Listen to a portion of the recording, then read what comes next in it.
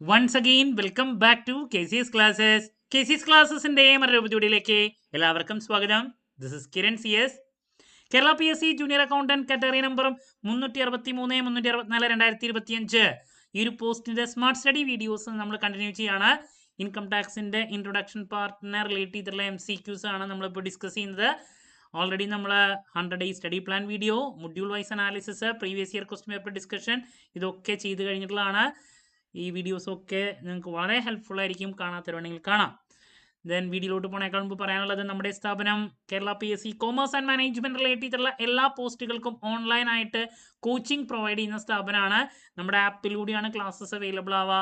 Live sessions, recorded sessions, PDF notes, MCQ practices, previous year question paper discussion, അങ്ങനെ സ്റ്റുഡൻസിന് വേണ്ടിയിട്ടുള്ള entire support നമ്മൾ provide ചെയ്യുന്നുണ്ട് കേട്ടോ.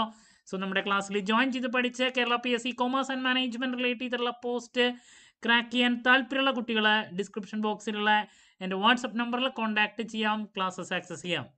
നമ്മൾ ജൂനിയർ അക്കൗണ്ടിൻ്റെ ക്ലാസ്സസ് ഓൾറെഡി ആരംഭിച്ചിട്ടുണ്ട് കേട്ടോ. ഓക്കെ, അപ്പോൾ ക്വസ്റ്റ്യൻ ഇതാണ്. പേഴ്സൺ അണ്ടർ ദി ആക്ട്, അതിനെ റിലേറ്റ് ചെയ്തിട്ടുള്ള 3 സ്റ്റേറ്റ്മെന്റ്സ് ആണ് തന്നിട്ടുള്ളത്. Number 1, individual and HUF are persons under the act. Number 2, firm is a separate legal entity under Income Tax Act. Number 3, artificial judicial person is included in person. 1 and 2 are correct. 1 and 3 only 1, all are correct. നമുക്ക് നോക്കാം. പേഴ്സണിൽ individual and HUF എന്ന് പറയുമ്പോൾ പേഴ്സണിൻ്റെ കീഴിൽ വരുന്നതാണ് അല്ലേ? Correct. Number 2, firm is A separate legal entity under income tax act എന്ന് പറയുന്നത് അത് തെറ്റാണ്. പേഴ്സണിൻ്റെ അടിയിൽ വരുന്ന തന്നെയാണ് എന്ത് ഫേമും. ഇൻഡിവിജ്വല്, അതുപോലെ തന്നെ എന്താണ് company, HUF, cooperative society, firm, ഇതൊക്കെ പേഴ്സൻ്റെ കീഴിൽ വരുന്നതാണ്. Then artificial judicial person is include in person, അതും ശരിയാണ്. അപ്പോൾ 1ഉം 3ഉം കറക്റ്റാണ്. സോ ഓപ്ഷൻ B ആണ് ആൻസർ വരാം. Okay, moving to question number 7. അസസീനെ റിലേറ്റ് ചെയ്തിട്ടുള്ള 3 statements. Assessee includes a person liable to pay tax or penalty. Number 2, person with no taxable income cannot be an assessee. Deemed assessee is included in the definition. എന്തൊക്കെയാണ്? 1 and 3, 1 and 2, only 1, all are correct. നോക്കാം. First statement, assessee includes a person liable to pay tax or penalty. ശരിയല്ലേ? The person who is liable to pay tax, അതല്ലെങ്കിൽ penalty pay ചെയ്യാനുള്ള വ്യക്തി, അവരെയാണ് നമ്മൾ assessee എന്ന് പറയാ. Correct statement. Number 2, person with no taxable income cannot be an assessee. അത് തെറ്റല്ലേ? ടാക്സബിൾ ഇൻകം ഇല്ലാത്തവരെ നമുക്ക് അസസി എന്ന് പറയാൻ സാധിക്കില്ല. പറ്റുമോ? ഇല്ല. ഇൻകം ഇല്ല, നഷ്ടമാണ് ഒരു പെർട്ടിക്കുലർ ഇയറിലെങ്കിലും അവരും ടാക്സ് ഫയൽ ചെയ്യും, അവരും അസസിയാണ്. ഇപ്പം ഇൻകം ഇല്ല എന്ന് വെച്ചിട്ട് അസസി ആവില്ല എന്ന് പറയുന്നത് തെറ്റായുള്ള സ്റ്റേറ്റ്മെന്റ് ആണ്. Person with no taxable income cannot be an assessee. Loss ആണെങ്കിലും ആ വ്യക്തി അസസി ആയിരിക്കും. Okay. Number 3, deemed assessee is included in the definition. അല്ലെ, അസസിയുടെ ഡെഫിനിഷനിൽ വരുന്നതാണ് ഡീംഡ് അസസി. അപ്പോൾ 1ഉം 3ഉം ആണ് കറക്റ്റ്. സോ ഓപ്ഷൻ A ആണ് ആൻസർ വരാം. Moving to question number 8.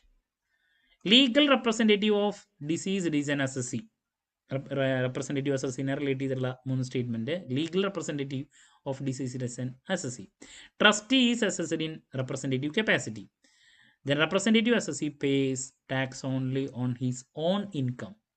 3 statement. 1 and 2, 2 and 3, only 1, all.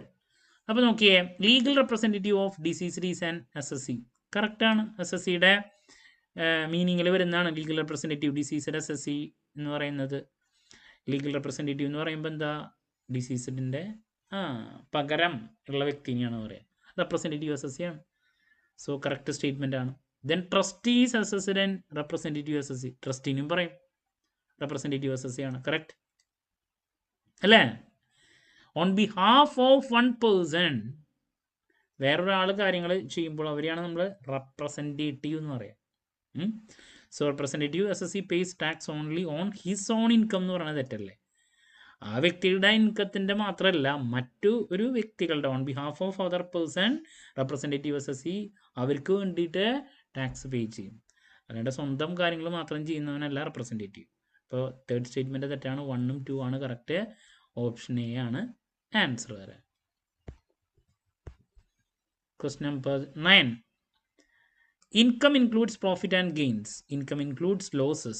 Income includes only legal income. 1 and 2, 1 and 3, only 1, all. എന്താണ് വരിക?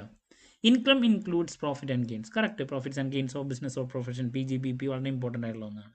Income includes losses. കറക്റ്റ് അല്ലേ? നെഗറ്റീവ് ഇൻകം പലപ്പോഴും നമുക്കറിയാം HP നെഗറ്റീവ് ഇൻകം വരും.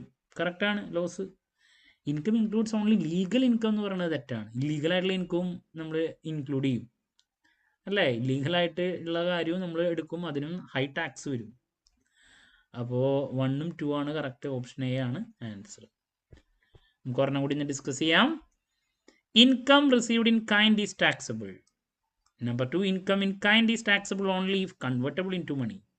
Perquisites are taxable as income. 1 and 3, 2 and 3, only 3, all. First one, the income received in kind is taxable. Taxable ആണ്. Kind ആണെങ്കിലും അത് taxable ആണ്. നമ്മൾ പഠിച്ചിട്ടുണ്ട്. Correct statement. Then income in kind is taxable only if convertible into money. അത് തെറ്റാണ്. മണി ആയിട്ട് convert ചെയ്യണം നിർബന്ധമൊന്നുമില്ല അല്ലേ?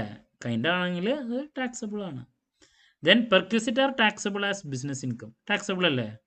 പെർക്വിസിറ്റ്സ് എന്ന് പറയുന്നത് ബെനഫിറ്റ്സ് ലഭിക്കുന്നതാണ് എംപ്ലോയീസിന്, എംപ്ലോയറുടെ കയ്യിൽ നിന്ന്. അതും ടാക്സബിൾ ആണ്. സോ 1ഉം 3ഉം ആണ് കറക്റ്റ്. ഓപ്ഷൻ എ ആണ് ആൻസർ വരെ.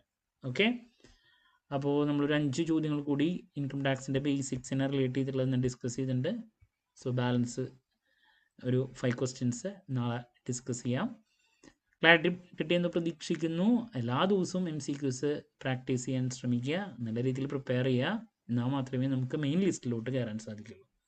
മറ്റൊരു വീഡിയോയുമായി വീണ്ടും കാണാമെന്നുള്ള പ്രതീക്ഷയോടെ നിർത്തുന്നു. This is Kiran CS signing off. Have a nice day.